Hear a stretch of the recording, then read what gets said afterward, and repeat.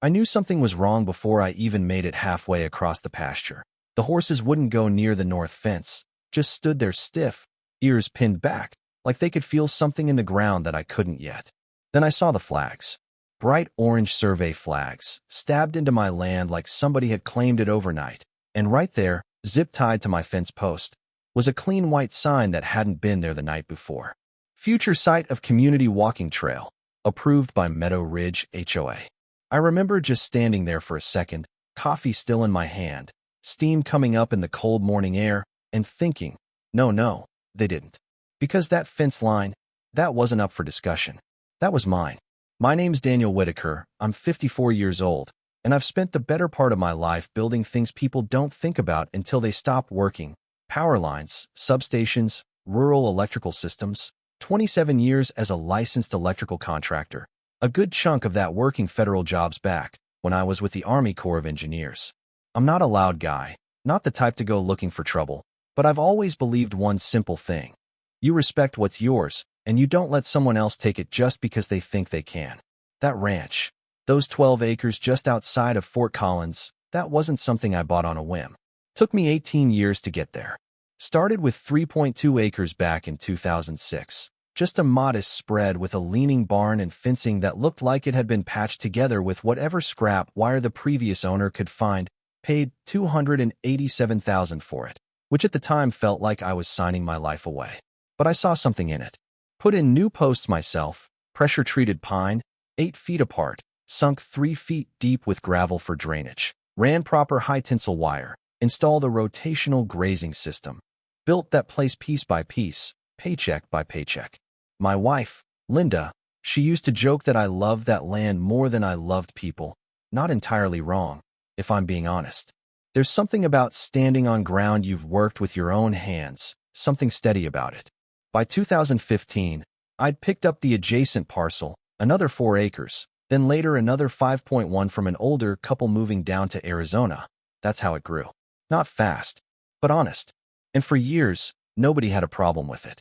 Then Meadow Ridge expanded. What used to be open land on the east side got developed into one of those clean-cut suburban communities, identical houses, HOA board, neat sidewalks, the whole package, and at first, it was fine. People waved. Kids would stop by the fence to look at the horses. I didn't mind. Hell, I even fixed a transformer for one of the houses out there once. No charge, just neighborly. Then about 2 years ago, things started to shift. First letter came in early March, certified mail, which already told me this wasn't friendly. Notice of property compliance review. I remember sitting at the kitchen table, reading it out loud while Linda poured coffee. They're saying the north boundary of our property overlaps with designated community access space. She looked at me over her mug. That doesn't even make sense. No, I said, folding the paper slow. It doesn't. At first, I figured it was just some clerical mix-up. Happens more than people think when subdivisions expand and old plats don't line up clean. So I called the number on the letter. Got routed through 3 different people before I landed with her. Karen Delaney, president of the Meadow Ridge HOA. You ever meet someone, and within 30 seconds you can tell they're used to getting their way? That was Karen. Polite voice, sure, but there was an edge under it. Mr. Whitaker, she said, we've reviewed the development maps, and part of your northern acreage falls within what's now classified as shared community space. I leaned back in my chair, staring out the window toward that exact fence line. Ma'am, I said, calm as I could manage, that land's been surveyed, recorded, and taxed under my name for nearly 2 decades. Well, she replied, and I swear you could hear the smile. Sometimes those older records don't reflect updated planning adjustments. Planning adjustments. That was the phrase. I remember repeating it after the call ended, just under my breath, like if I said it enough times it might start making sense. It didn't. Next letter came 2 weeks later. Then another. Each one a little more firm than the last, mentions of non-compliance, restricted use zones, and eventually fines. $125 a day. For what exactly? Using my own land. At that point, I started documenting everything. Photos of the fence line, copies of every letter, timestamps, old habit from my core days.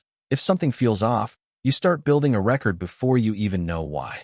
Linda kept telling me, Dan, maybe just meet with them, talk it out. And I did. Community meeting, second Tuesday of April.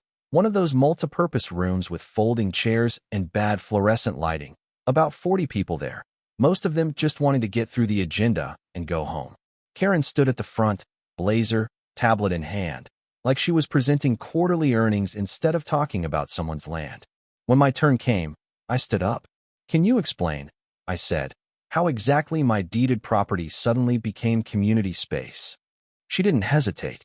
"Because the updated development plan includes that section as part of a designated walking trail system." "That plan was filed when?" I asked. "Last year." "And my deed was recorded when?" She paused, just for a second. 2006, I believe. I nodded. "So help me understand. How does a plan filed last year override a recorded deed that's been in place for almost 20 years? Room got quiet. Not tense yet, just attentive. Karen smiled again, but it didn't reach her eyes this time. "That's something we can review with our legal team," she said. "But in the meantime, we expect compliance." Compliance. That word stuck with me all the way home, because that's when it stopped feeling like a mistake and started feeling like something else entirely. By May, people were already walking along the outside of my fence, then inside. Then someone cut a section of wire, clean, like they knew what they were doing. That was the first time I felt it in my chest, that tight, steady pressure that doesn't come from anger exactly. More like, something's been crossed, and it's not going back. I fixed the fence that same afternoon. Stronger, straighter. And I remember standing there, tools still in my hand, looking out across that line, thinking, all right, if they want to play this game, I better find out exactly what rules they think they're playing by, and whether they've got any idea who they're playing against. That night, I didn't sleep much, just laid there staring at the ceiling, listening to the wind roll across the pasture, thinking about that word again, compliance, the way Karen said it like it was already decided, like I was just the last piece that hadn't caught up yet. I've dealt with systems my whole life, electrical grids, load balancing, fault isolation, and one thing you learn real quick is this: when something doesn't make sense, it's usually because someone skipped a step, or worse, they're hoping nobody checks. So the next morning, I drove into town. Larimer County Clerk and Recorder's Office. Old building, stone exterior, smells like paper and time. The kind of place where nothing moves fast, but everything important eventually passes through. There was an older guy behind the counter. Name tag said Earl. I told him what I was looking for: full property records, original plats, easements, anything tied to my parcel going back as far as they had it. He looked at me for a second, then said, "You in a dispute?" I let out a breath. Something like that. He nodded like he'd seen it 100 times, because he probably had, then disappeared into the back. Took about 20 minutes. When he came back, he had a stack of documents about 2 inches thick. Maps, stamped filings, survey reports, some of them older than me. "Start with these," he said, sliding them across. Original subdivision plat. 1978. That's usually where the truth sits. I spent the next 3 hours at that little metal desk, flipping through pages, tracing lines with my finger, matching parcel numbers to coordinates, and slowly, piece by piece, things started to click. The north boundary, my boundary, it hadn't changed. Not once. No replat. No recorded adjustment. No easement granting public access. Nothing. But what I did find buried in a survey amendment from 1981 was something interesting. Utility easement. 10 feet wide. Running exactly along my north fence line. And here's the thing about easements: most people think they're vague, flexible. They're not. They're specific, defined. And whoever holds control over that easement has rights. I leaned back in that chair, staring at the map. Heart beating a little faster now, not from stress this time, from clarity. Because if that line was still valid, and it was, then not only was that land mine, but anything crossing it without permission wasn't just a mistake. It was trespassing. I made copies of everything. Cost me $47 and some change, worth every cent, then drove straight to a surveyor's office I'd worked with years ago. Guy named Rick Alvarez. Solid man, mid-50s, straight shooter, the kind of guy who doesn't say much unless he's sure. He met me out at the property 2 days later. Walked that entire north line with me, GPS unit in hand, checking pins, measuring distances, quiet the whole time. Then he stopped near one of the flagged spots, looked down, brushed some dirt aside, and there it was. Original survey marker. still in place. He stood up, glanced toward the subdivision, then back at me. You're clean, he said. Completely. He nodded. They're off by about 12 feet at the closest point, closer to 16 on the east side. I let that settle in. 12 to 16 feet. Across nearly 300 yards. That's not a rounding error. That's a problem. Can you document it? I asked. Rick gave a small smile. Already am. That report cost me $1, 200 stamped, signed, legally defensible, and it was the first time since this whole thing started that I felt like I wasn't just reacting anymore. I was building something. Still, I wanted a second layer. So I called a real estate attorney in town. Melissa Grant, sharp, detail-oriented, the kind of person who reads contracts like most people read headlines. Her office sat above a coffee shop downtown, smelled like espresso and printer ink. We sat across from each other while I laid everything out, letters, maps, fines, photos. She didn't interrupt, just listened. Then she leaned back, tapped a pen against the folder, and said, "They're bluffing, or they're incompetent, possibly both." That's good news. I asked. It's dangerous news, she said, because people like that usually double down when they realize they're wrong. She walked me through it. HOA authority, county records, easement law, and one thing became very clear. They had no legal claim to that land. None. But, and there's always a but, they could make my life difficult. Fines, complaints, pressure, social, legal, whatever they thought might push me to give in. So what would you do? I asked. Melissa smiled slightly. I'd make it very expensive for them to keep being wrong. That line stuck with me, because up until that point, I'd been trying to prove they were mistaken. Now, I started thinking about how to show them. A few days later, I noticed something new. More people, not just walking along the fence, actually stepping through the gaps, kids, joggers, a couple walking a dog like it was a park, like it belonged to them. I didn't yell, didn't make a scene, just stood there one evening, watching, hands in my pockets, and something in me shifted. Because here's the truth, people don't respect lines they can't feel. And that's when the idea came. Not out of anger, not revenge, just clarity. I'd spent nearly 3 decades working with electrical systems. I knew exactly what was safe, what was legal, what was effective. Agricultural electric fencing. Perfectly allowed under Colorado law, as long as it's properly installed, properly marked, and within voltage limits. Non-lethal, but memorable. I ran the numbers that night at the kitchen table, voltage output, pulse intervals, grounding rods, drew it all out like I was back on a job site. Linda watched me for a while, then finally asked, "What are you thinking?" I looked up at her. "I'm thinking," I said slowly. "They've been walking through a boundary they don't believe exists." She tilted her head. And I'm about to make it real." There was a pause. Not fear. Not exactly. Just that moment where someone realizes the direction things are heading. "Is it legal?" she asked. "Completely," I said. "As long as I do it right." She nodded once. "Then do it right." Took me 3 days. New insulators, proper tensioning, installed a 6,000-volt pulsed energizer rated for 15 miles of fence, way more than I needed, but I don't do things halfway. Drove ground rods every 10 feet along the line, made sure the soil conductivity was solid, ran warning signs every 50 feet, bright yellow, clear as day. Electric fence. No surprises. No tricks. Just a boundary. When I flipped that switch for the first time, I didn't feel anything dramatic. No surge of satisfaction, no anger, just a quiet sense of something settling into place. Like a system finally balanced. For 2 days, nothing happened. People stayed back. Word must have spread quick. Then, on the 3rd morning, I heard it. A sharp yelp, followed by a string of words that definitely weren't church-approved. I stepped outside, walked toward the fence, and there she was. Karen Delaney, standing about 10 feet back, one hand shaking, the other gripping her phone like it had personally betrayed her.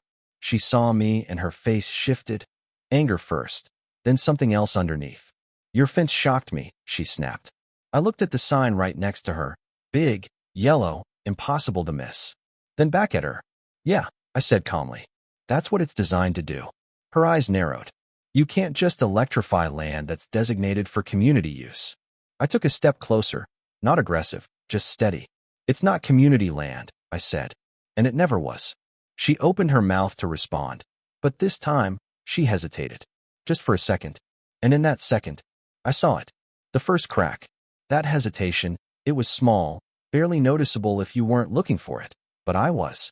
Because up until that moment, Karen had been operating like someone who believed the ground under her feet was solid, and suddenly, for just a second, it wasn't.